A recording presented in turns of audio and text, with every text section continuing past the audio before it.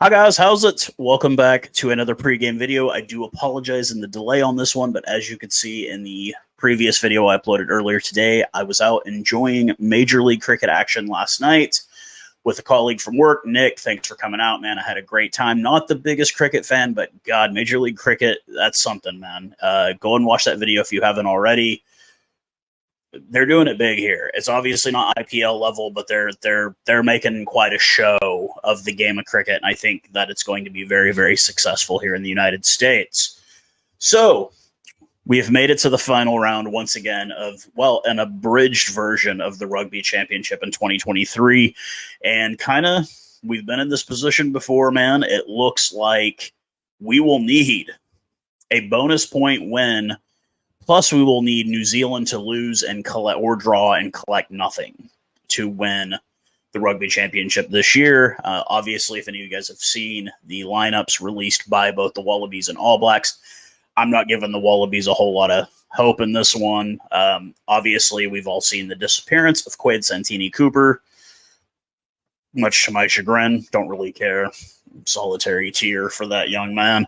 But, and the All Blacks, obviously, we did really well in the first round against the Wallabies. We come into the All Blacks, and it all falls apart in the first half of the game. Penalty trouble. We go down early, and we were just never really in the game for the most part until we brought on the bomb squad, which, if you're happy about that, you will be loving the Springbok lineup this week.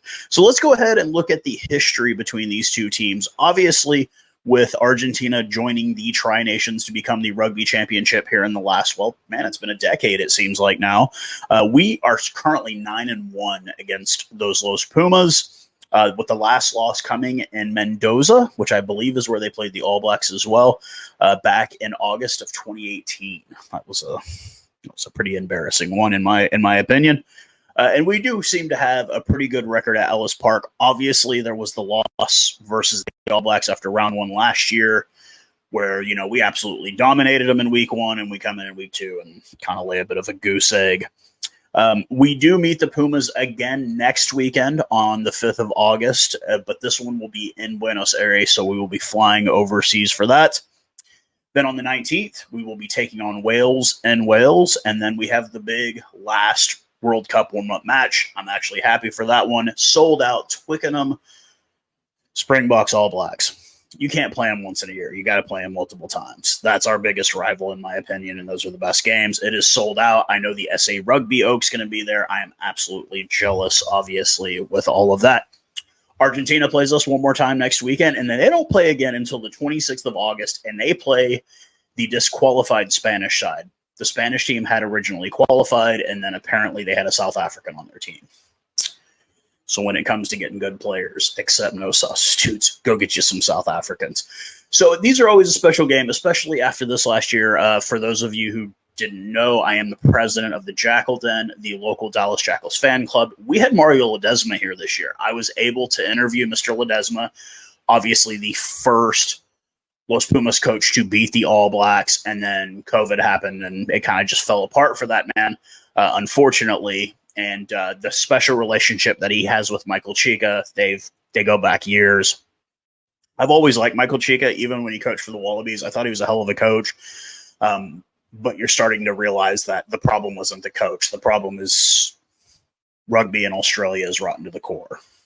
It's going to take a while to fix it. So obviously I do have a bit of a different relationship. I have met several guys with Pumas caps, one Pablo Saiz. He had about 4 or 5 caps. Pedro Imhoff, starting scrum half for the Jackals. He had a couple of caps. We'll be bringing up Pedro's brother here shortly, as he has made the 15-man starting squad.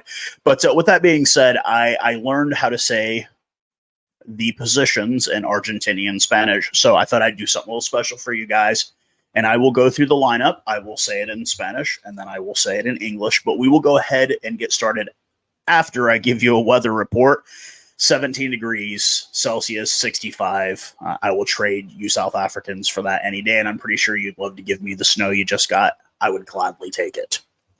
So we will start off with the Pilar Izquierdo y Derecha. These would be the props. and they will be Thomas Gallo and Francisco Gomez Corella. The Capitan y hooker is Julian Montoya. The Segunda Linea, derecho y izquierdo, this would be the locks, will be Lucas Palos, and the red card machine, El Maquina Rojo, Tarjeta Rojo, will be Thomas Lavanini. We know that man is crazy. But when you see him in Eben matchup, it's great. Now you get to the ala izquierdo y ala derecha. These would be the flankers. You will have the great Pablo Matera and Santiago Grondona. Then you get to octava, or the number 8, and that would be Juan Martin Gonzalez. The medio scrum, or scrum half, is Lutaro Bazan Velez, and the apertura, or first 5/8, or fly half, would be Santiago Carreras.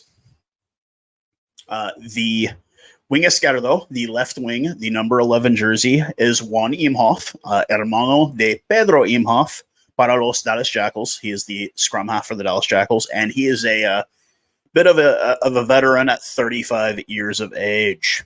The wing derecho, the right wing, is going to be Mateo Carreras.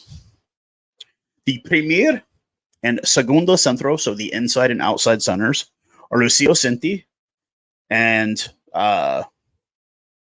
Santiago Chocobares. God, Cabres, that means suck. Anyways.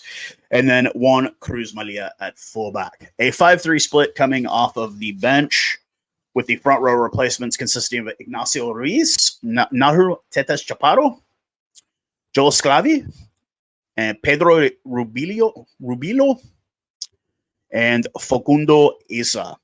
The back replacements will be Gonzalo Bertano. He is a medio scrum half replacement.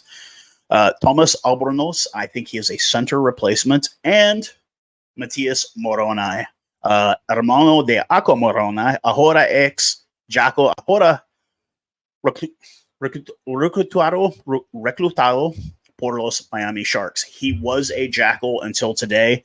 The Miami Sharks, the expansion franchise, the future home of Thomas Kubeli.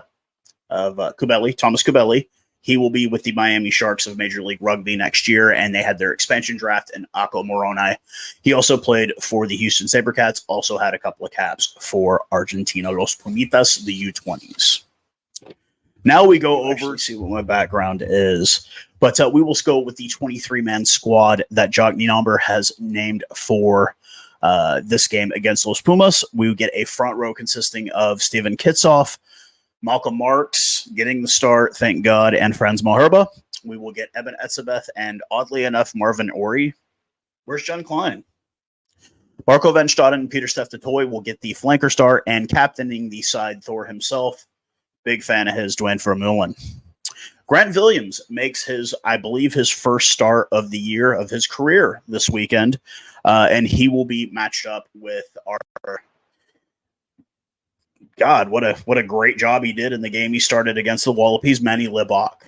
So happy to have that guy on board. Now this is where things get real interesting here, folks. The wings are going to be Kurt Leorenza, Cheslin Colby. Imhoff better eat his Wheaties.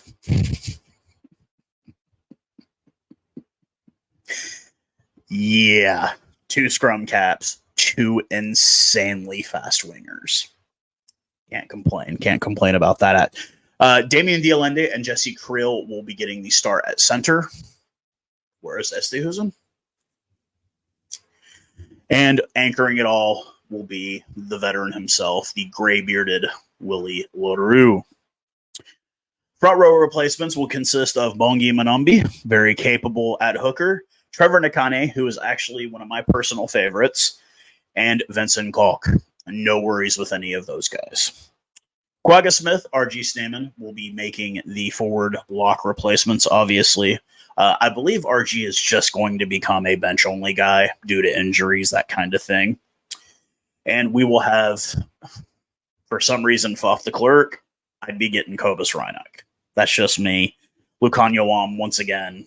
Where's Esterhuizen? And handling it all off of the 23 jersey, the very capable Damian Valemza. He could be a center, wing, or fullback replacement, and that's what I love about Damian. So let's go ahead and just make the prediction for this game. Personally, I just don't see